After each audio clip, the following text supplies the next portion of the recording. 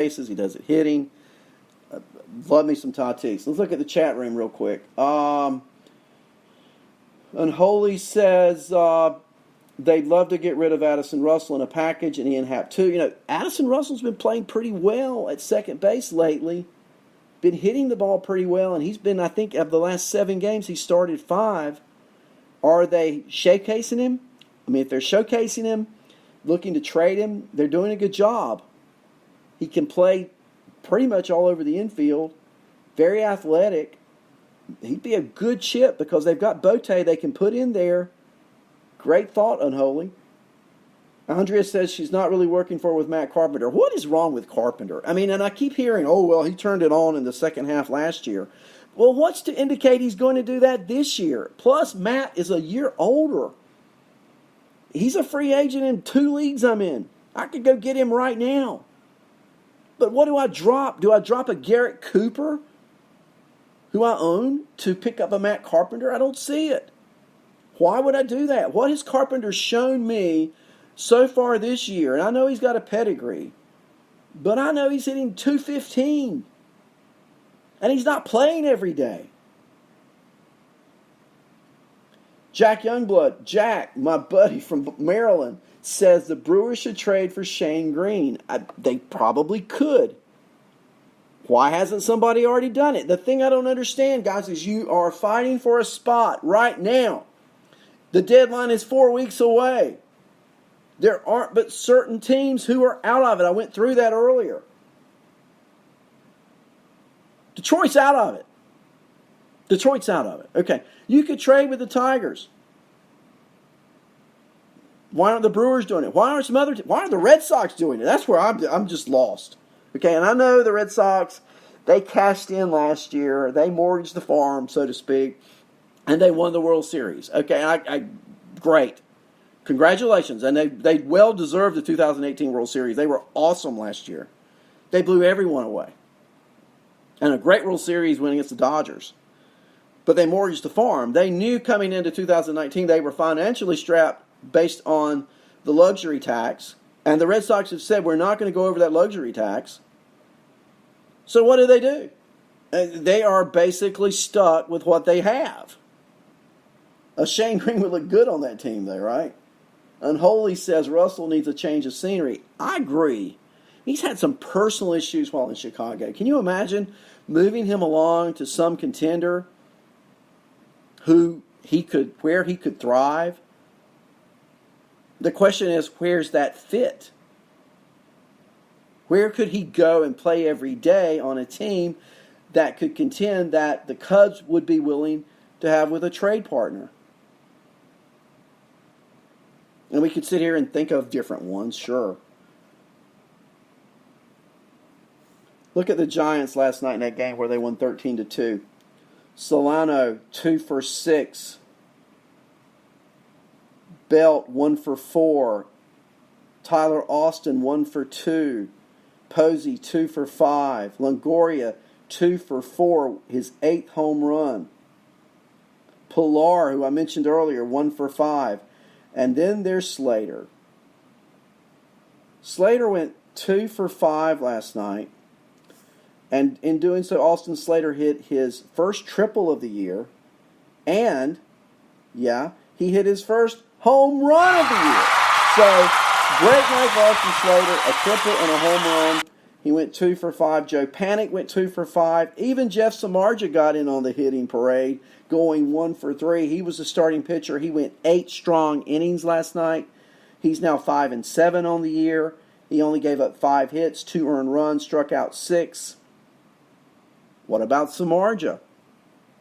He's been traded more times than Bobby Bonds almost, right? Remember Bobby Bonds? The old song about, and Bobby Bonds can play for anyone. Remember that song? Well, Bobby Bonds played for so many teams, but Samardzija, he's been around. The A's, the Cubs, the Giants. And the Giants are going nowhere this year. And tell me a team who wouldn't want to take a shot on a 6'8" former tight end who can throw and whose ball moves all over the place. He's another guy I could see being traded. I read that this morning. Thank you. The Red Sox have said when check out the term here. When Nathan Eovaldi comes back, he will be their closer, with no timeline given on when we can expect Nathan Eovaldi back. I guess the rationale being, in the World Series last year, Eovaldi was lights out of the bullpen, so they signed him to a 4-year deal, $68 million. He's been hurt basically all season. And so now the Red Sox are saying, we're going to pin our hopes on Eovaldi being our closer when he comes back, whenever that is. Meanwhile, we're 11 games out of the East. We're like 6th in the wild card race. If the season ended today, it wouldn't matter if Eovaldi was the closer because the Red Sox don't make the playoffs. So my question being, when's he coming back? And I think that's the question that maybe the mystery question of the day. Who knows when he's coming back? But when he does come back, Nathan Eovaldi will be the closer for the Red Sox. And then finally, just want to take a moment on a very serious note. All of you know that yesterday the Angels and Rangers game was canceled. And if you haven't heard, then I'm going to tell you why it was canceled. But very sad situation in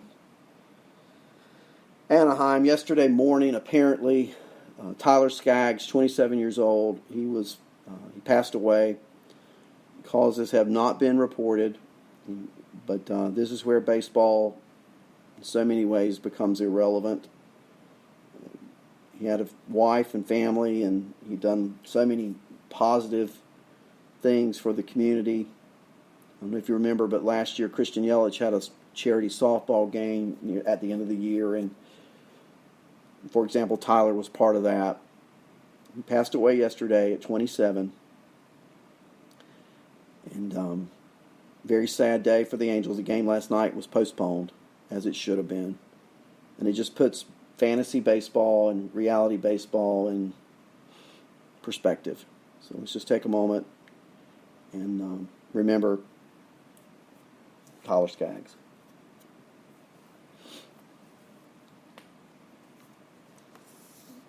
I'd like to talk about some prospects who are performing well at the minor league levels before we talk about today's games. Yusniel Diaz for the Orioles, their number 4 prospect. Traded away by the Dodgers. He went 3 for 4 in his last game with a homer, 2 RBIs. He's now hit 6 home runs in 28 games in June. He kicked off July with a solo shot. Went back-to-back with Ryan McKenna, the Orioles' number 7 prospect, in the first inning of Bowie's win over Hartford. He's gone deep now 4 times in 11 games. His child was born on June 21. He was out a few days on paternity leave, but since coming back, 4 homers in 11 games. Remember, he was the headliner in that trade Baltimore acquired last summer in the Manny Machado blockbuster. He's 22 years old, finally tapping into his power. So I'm going to keep my eye on him in dynasty leagues.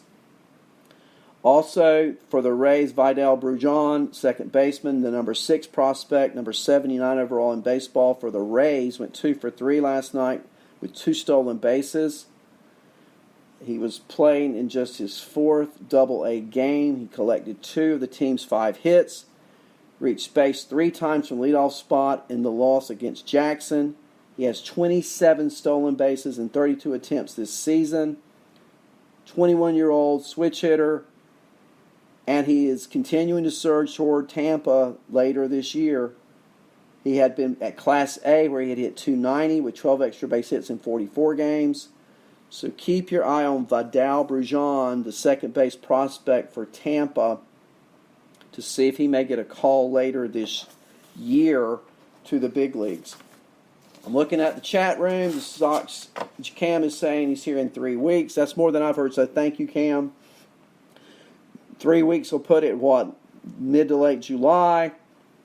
We'll see where the Red Sox are, and also we'll see how effective Eovaldi can be. And let's see, Andrea, I assume you're talking about Addison Russell, I do know the last 5 or 6 games he's been hitting a little better, and he's been starting, I think, 5 of the last 7 games at second base for the Cubs. So we'll keep our eye on both of those guys. How about that? Let's talk about today's games and some DFS considerations you may want to make. I'm just going to go through the schedule, and we'll talk about them as we come. And I'll give you some statistics that these hitters have against the pitchers. I think I told you there are no afternoon games. I don't know if I told you that or not, but there are no afternoon games today. So the first games start around 7 o'clock tonight. Yankees and Mets at Citi Field in Flushing, New York. James Paxton, Big Maple, last outing, bad. He's 5-3 with a 4.34 ERA. He's going against Zach Wheeler, who's had some bad outings too. He's 6-5 with a 4.51 ERA. Looking at batters historically, I'm going to give you their numbers. I don't give a lot of credence to any numbers that don't have at least 10 at-bats, but since none of these guys have 10 at-bats, I'm going to give you what they have. Just take it for what it's worth. Michael Conforto is 2-for-5 in his career off of Paxton. For the Yankees, Luke Voigt has gone 3-for-6 with a home run off of Zach Wheeler. Brett Gardner has gone 4-for-6 with a triple off of Zach Wheeler. He'll probably start tonight with that being him being a lefty and Zach Wheeler being a right-hander. And Gio Urshela has gone 2-for-5 with a home run off Zach Wheeler. So those are 3 Yankees minimal exposure, but Voigt, Gardner, and Urshela, the few at-bats they've had, they've apparently seen the ball quite well off of Zach Wheeler. The next game we'll talk about, the Marlins are in Nationals Park in Washington, D.C. Zach Gallen and Patrick Corbin. Gallen 0-1 with a 3.60 ERA. Corbin 7-5 with a 3.71 ERA. For the Marlins, again, limited exposure. For the Nationals, limited exposure against the Marlins starter, Zach Gallen. Adam Eaton has gone 2-for-3. Again, very limited. I don't put much weight in that at all. For the Marlins against Corbin, Harold Ramirez has gone 3-for-6. Miguel Rojas has gone 3-for-11. So both of those guys, although limited exposure, seem to see the ball fairly well off of Patrick Corbin. The Cubs trying to turn it around, right? Kyle Hendricks.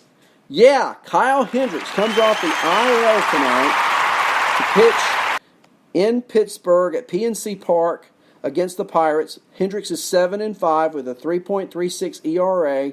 Joe Musgrove will be pitching for the Pirates, the home team, 6-7 with a 4.27 ERA. I told you the Pirates' bats were hot last night. You know, I still like Corey Dickerson in this game. I like Josh Bell in any game. I'm putting stats aside. And Adam Frazier with 4 doubles yesterday. I'm liking him too. We'll see how that goes. For the Cubs against Musgrove, we've got some history here. Jason Hayward, who's had... What do you think of Jason Hayward, guys? What do you think? I like the season he's having. Now, I know he can be up and down, but Jason Hayward, he's 3-for-10 career-wise against Joe Musgrove. He's been hitting the ball basically all season, not just a few weeks. Lenny says Russell and Schwarber are on the market.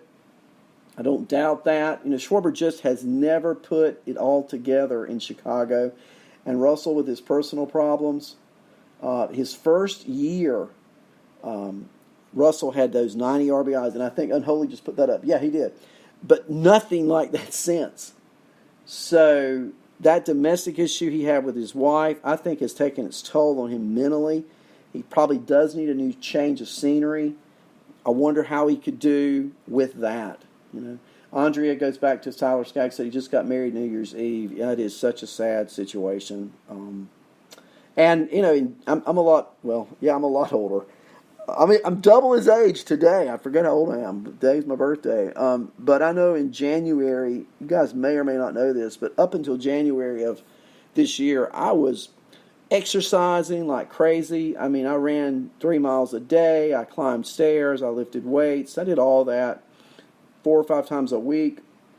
And then on January 2nd, I was at the gym, felt faint. Next thing I know, I'm in a helicopter, and a few days later, I'm having open heart surgery.